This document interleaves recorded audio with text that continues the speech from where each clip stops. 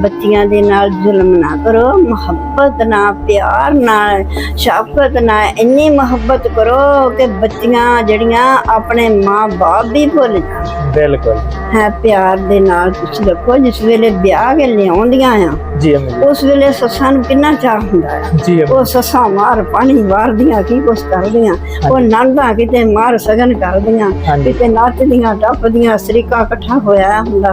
ਜੀ ਅਮੀ। ਉਹ ਤੇ 4 ਦਿਨ ਹੁੰਦੇ ਆ ਕਿ ਜਿਸ ਵੇਲੇ ਉਹ ਨੋਹਾਂ ਵੀ ਬੁਰੀਆਂ ਹੋ ਜਾਂਦੀਆਂ ਤੇ ਸੱਸਾਂ ਵੀ ਬੁਰੀਆਂ ਹੋ ਜਾਂਦੀਆਂ। ਜੀ ਅਮੀ। ਤੇ ਇਹ ਮੇਰਿਆਂ ਬੱਚਿਆਂ ਵਾਸਤੇ ਆ, ਮਾਂ-ਬਾਪ ਵੀ ਰੱਖੋ, ਜ਼ਰੂਰੀ ਮਾਂ-ਬਾਪ ਰੱਖੋ ਜੀ ਅਮੀ। ਕਿ ਆਪਣੇ ਟੱਬਰਾਂ ਨੂੰ ਵੀ ਖੁਸ਼ ਰੱਖੋ। ਜੀ ਅਮੀ।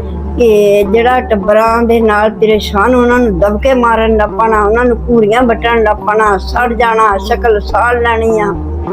ਤੇ ਇਹ ਤੁਹਾਨੂੰ ਵੀ ਪਕੜ ਹੋਣੀ ਆ ਕਿ ਤੁਸੀਂ ਵੀ ਹੁਣ ਸਮਝੋ ਕਿ ਵਜ਼ੀਰ ਸਜਦਾ ਆ, ਬਾਦਸ਼ਾਹ ਸਜਦਾ ਵਜ਼ੀਰ ਦੇ ਨਾਲ। ਜੀ ਜੀ ਬਿਲਕੁਲ।